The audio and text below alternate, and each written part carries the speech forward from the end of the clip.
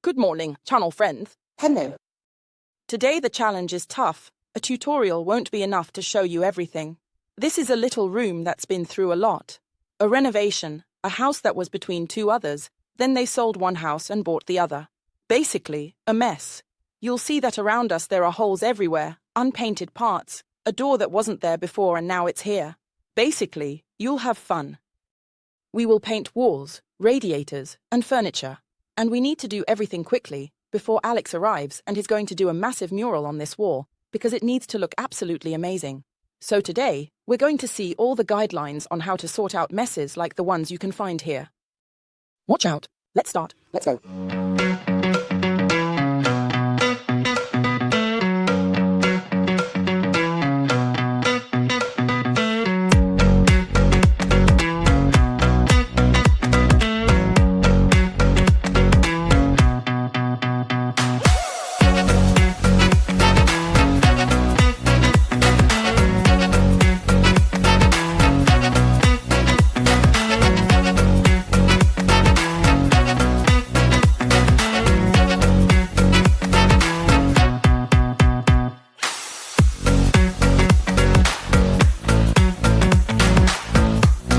This room needs to become cozy. The carpenter is coming to change the door and the window because unfortunately this time they're really beyond saving. Outside, they're completely rotten and the wood is completely dissolved, crumbled and damp. There'll be a new door and window. We've booked them. They'll arrive and we'll all be happy about it. In the meantime, though, we've had to sort out some significant issues in this house. The mold you see here is now dry because it was treated with a suitable mold spray. Let's open a parenthesis here. When there are houses with mold issues, first of all, you don't just buy the spray it and that's it. First, you need to get to the root of the problem and try to understand why the mold appeared. Maybe a space closed for many years, a damp environment, a place that had leaks from the ceiling, or let's say a wrong thermal exchange from outside to inside. There can be many reasons. Remember that if you don't solve the problem first, there's no cure, because that anti-mold spray works once or twice, then it stops. So we had to solve the issues that were on the roof of this house. Now, we'll also be changing the door and the window, but in the meantime, there have been two very important steps. The builders came by to do various jobs, and what did they do? They replastered because there were holes and they really had to patch up and reinforce the structural part of the walls. Then they carefully plastered and sanded. So let's open a parenthesis. I already know I'm not dealing with perfect walls. Quite the opposite, but the owner wants to save money. So they didn't have all the walls skimmed. The skimming could have been done smooth or rough. They could have become perfect walls. But that's not what we want. We want to make sure this room becomes beautiful, healthy, without any more mold issues, cozy and warm. And we also want to save money. So we'll be working with wall directly on these walls. So I'm telling you now, even if you've done the job brilliantly, and so even in these spots, you see here it's white. Because builders plastered all the parts that were damaged. Here, for example, there was a crack, another crack here. They've been properly plastered. And then leveled. They'll never be perfect. I mean, there will never be perfection. It's been sanded. It's like when you have plasterboard walls and these walls have a joint. What do you do? Just go and tell the plasterboard guy to fill the joint that connects. Right where the panel ends, where the panel begins, in the joint, there will always be a slight unevenness that you can't see with the naked eye. But the moment you apply the wall, which is a resinous paint, so highly effective in terms of washability, purity, and water repellent, but it's semi-satin, so it will be visible. So be careful. You need to be smart and clever. If you want to achieve a perfect result, you need to have the walls skimmed. Otherwise, we'll do it ourselves. We'll do it in a very nice, lived-in way, with a brushstroke, a roll, that allows us to still have a pleasant result, but it won't be the perfect, modern, smooth wall of a newly built house. Be careful. Even on plasterboard, wall works perfectly. Pure application. But if you want the perfect wall, skimming is necessary. Magic Wall doesn't need any primer. You go directly with it on the skim coat, on the skimmed walls. Otherwise, if you want to patch things up, do as I'm doing today.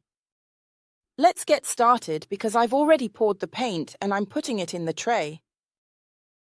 In the big tray. Go, go, go, go for it. Stop. So I've already stirred it well by taking another bucket and pouring it, but today I'm using a tray because I want to use the brush for the parts that go near the two-tone areas and the roller to speed things up. Do you want to see the coverage? Look at it. This is the MagicPaint roller. A microfiber roller, which if used properly, and I say used properly because your habit is usually to press this roller, press, press, press, thinking you're saving a bit. Well, it's the exact opposite. If you press this roller, you're not saving because you'll have to apply another coat. But look what happens if you load this roller and use it in the best way. Look. I go here where I have different colors and I go over it once.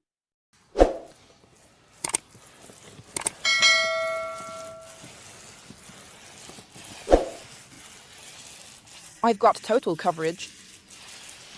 Obviously, I don't have a perfect wall because underneath it's anything but perfect. But I will have a healthy room. There will be no more mold. Also because once the doors and windows are changed and we have cured the problem, I am sure that this room will not have any more problems. It dries super quickly because I'm near a radiator that's on, so this wall is already drying. Even if it's winter, it'll dry in a couple of hours. I'll have a dry room and this is the result with just one coat. Which paint guarantees you this with just one coat? None. Now let's get started because I'm doing 1, 2, 3 and the ceiling with royal green. Emma is helping out because this wall will be dark sand as Alex is coming to do the mural for us.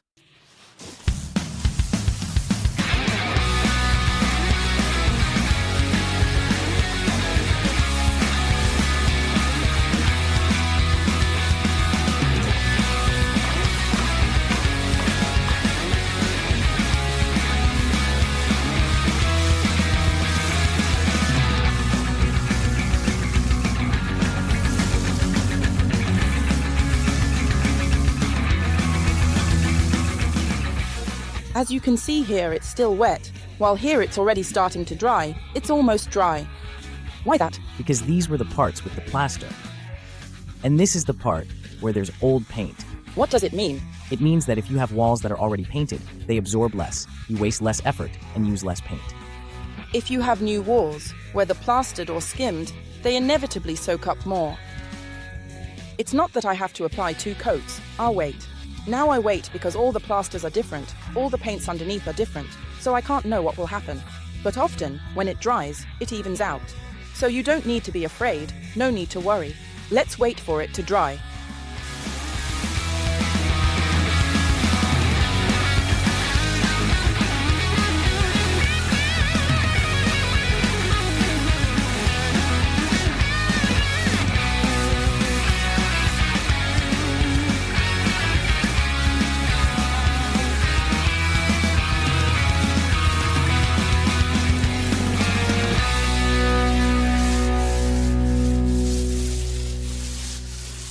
Pay careful attention to this step, because we're talking about radiators. We need to clear things up.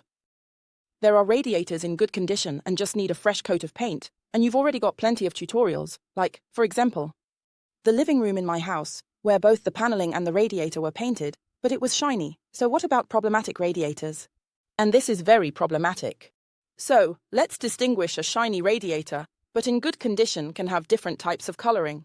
You can apply a coat of paint underneath because it's shiny, and then a coat of wall on top.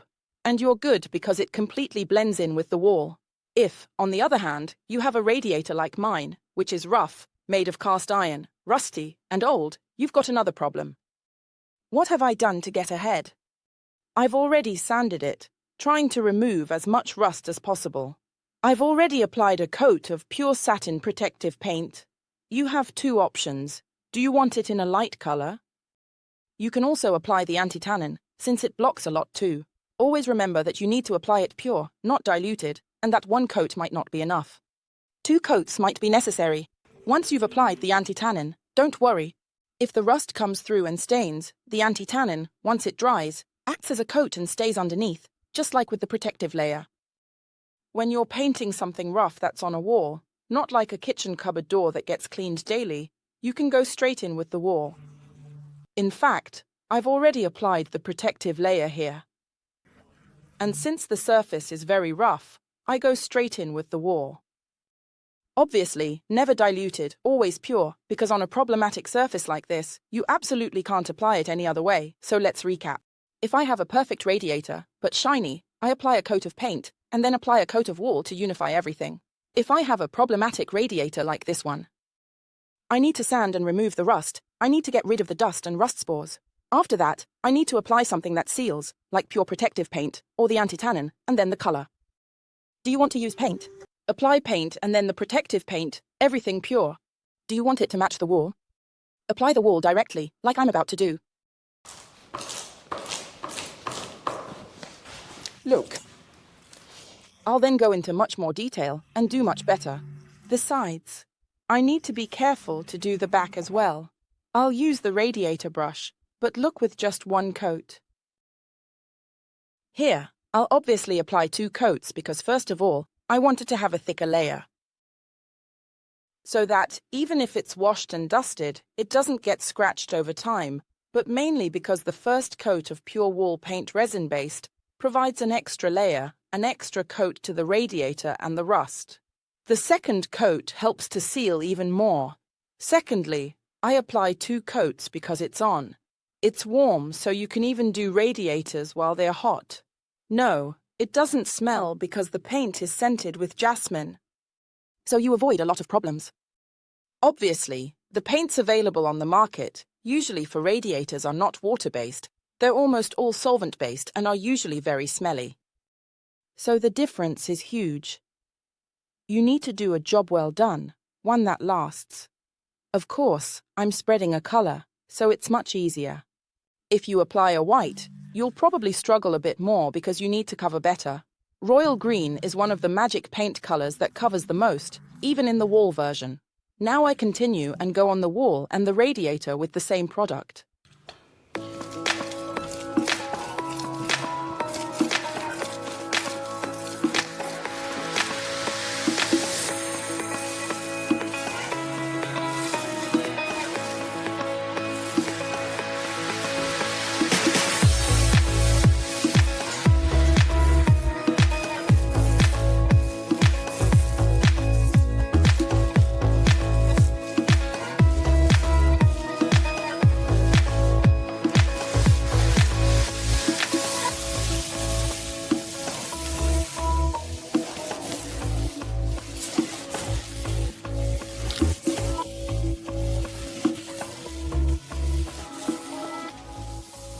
This morning we applied the first coat of dark sand on this wall.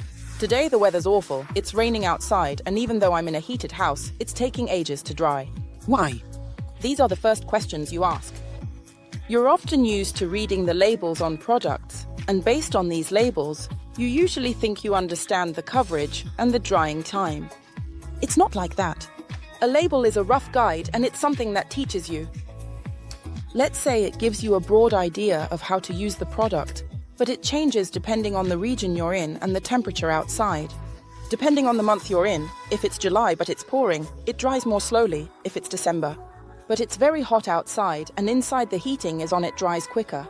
To speed things up, since I need to finish at least this wall by today because Alex is coming tomorrow, I have to apply a second coat and dry it with a hairdryer. So you can speed up the drying, but you need to be very careful with hot air nearby. Now I'm applying a second coat, and this part is really important, because if you apply the second coat when the first one isn't dry yet, you'll remove the first one. So be careful. The second coat is even more important because you need to be careful and avoid going over it too many times. When the roller is empty, don't insist.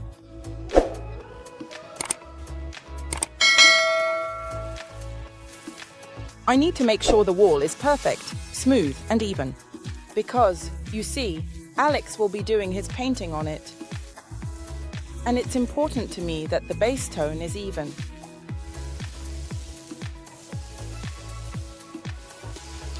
Do you see how I use the roller? Do you see how long the stroke I make with the roller is? You see, the paint covers more, of course, because the first coat was absorbed by the wall. The second coat, obviously, is absorbed less, as there's already a base. So when you ask me, Eliza, how much does it cover? How many coats do I need to apply? Well, the first coat is always a base, but it depends on what shade you have on the wall, what colors you're using. How you apply it, the time it takes to dry. There are many variables.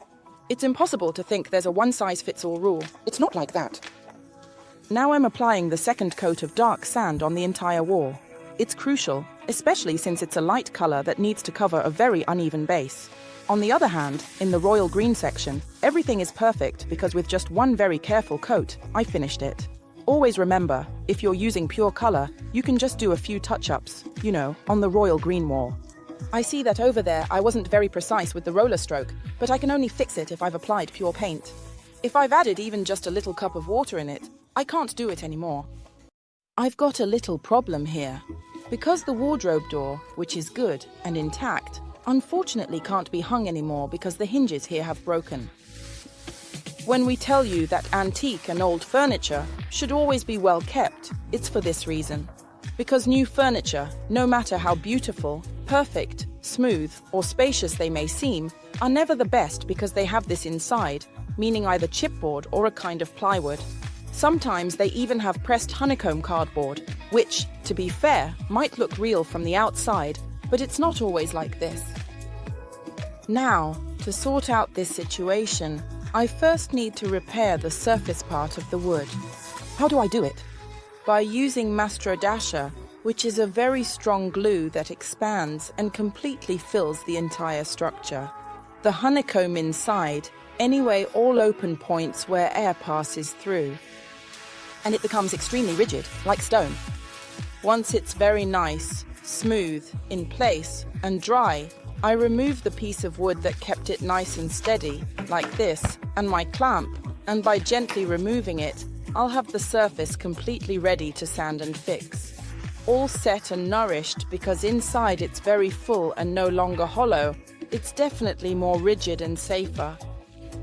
But this needs to be done gradually, step by step. So now we apply the glue, seal it well, with our piece of wood that needs to be super smooth. So I'll definitely proceed in this manner and then clamp it for sure for at least one night. So now it's almost 4 or 5 in the afternoon, until tomorrow morning. And it won't move anymore. I start by using a spatula to put the glue in the holes. As I was saying before, it's important to press down, but also remember that it expands. It seals completely the outer surface, but also to fill inside now with a nice piece of wood. I've covered it with cling film so that it comes off more easily. I place it here and press down with a clamp.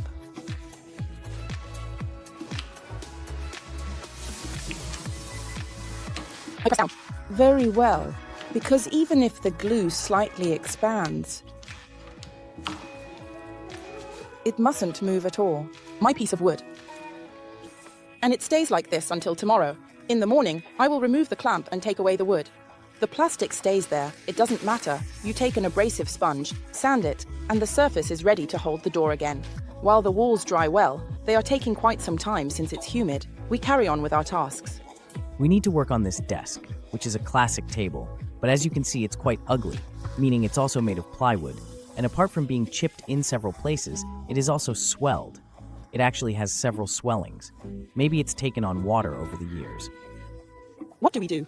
We'll work smart, we'll use the textured paste, the matte cream and a stencil, and we'll make a very textured surface. We absolutely need to do the base because it needs to dry very well. So we start stenciling and giving it a bit of texture, ruining it a little. And Emma starts applying the first coat on the door, using MagicPaint, dark sand, because we want it to blend in with our wall. So today we're working with the first coats, with the first layers to be more at ease with the cloth and finish everything off. Shall we start? Let's go. You'll use Elizabeth. Yes. This brush leaves a light finish, so if you don't want too many streaks, use Elizabeth. And she won't use masking tape on the glass. She also plays it smart by using the spatula and inserting it between the glass and the wood's edge. This way, you save a lot of time. Instead, I use my Cenerentola spatula and start with the stencil. I put the matte Eric cream paste on my spatula straight from the jar because I've got a lot of surface to cover today. And using this stencil, which, as you can see, covers a lot of surface. I go on to cover the entire surface of the desk. I take a little at a time because I don't want to mess up or contaminate what's inside the jar, and I carry on. This stencil is very clever because, as you can see, it doesn't have edges. And it's our own patent, meaning that working with stencils without edges saves you a lot of time. You can move it closer and carry on even when the first stencil is still wet.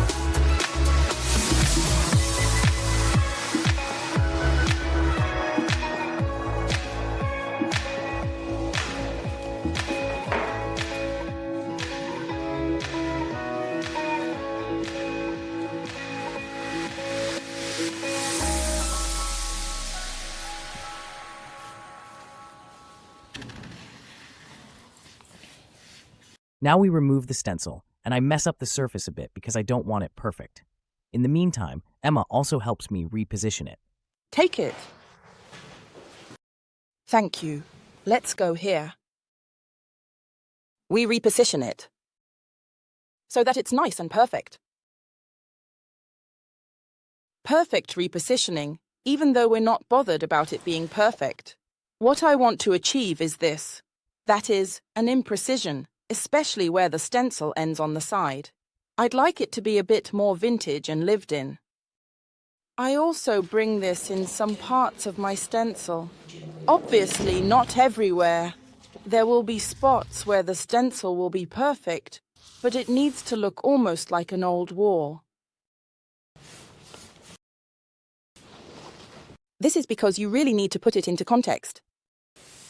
And so, in some spots, I slightly antique it. Maybe in the more central part, I leave it fuller. More perfect.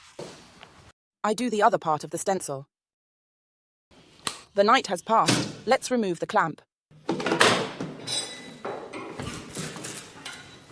And voila. If it dries well, the film doesn't even stick to our glue. Now, I gently go to remove the excess. I can also use a small spatula. I try to take away everything that might have come out. And I prepare my surface to then reattach the door with the screws. One very important thing you need to do is remember that it has to be nice and clear, so even with an abrasive sponge. And everything will be smooth.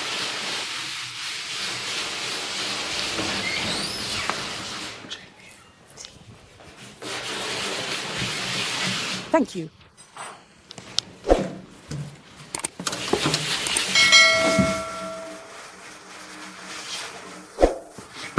Perfectly dry. I go up, remove the clamp and do the same process. Then I hang the door. After the base, let's move on to the next step for our desk. Here, yesterday we applied a layer of textured paste using the stencil. We ruined it so that it would be textured and not look new. And I apply the paint today in a completely imprecise way because I need to further emphasize the base a little bit more. So it's very important to continue with this type of brushstroke, very casual. When everything is completely dry, we'll do several steps, but we will do the next one when it will be completely dry. And I might not show it to you in today's episode, maybe in next week's episode. There's a surprise. Alex, hi. Yesterday we did well. It's all painted. Nice. It's ready. You taught us well. Well? So now we're going to do on this wall. I can't call it a mural. What should I call it? It will be a very graphic design, and I'm following a bit of what you asked for, so we'll do something really youthful, graphic. And it will be something very nice to do in settings like the living room or bedrooms. They can copy you afterwards. Yes, it's a timeless design, suitable for any environment. Okay, so watch closely. The next tutorial, next Thursday, because there will be the finishing of the whole room and the entire representation of this beautiful, let's call it mural. Mural. So Alex, we need to hurry, as that's going to take time. I need to do the handles and everything, so it's a bit of a mess. Luckily Emma is there to help me. I'm off to grab brushes quick. Goodbye.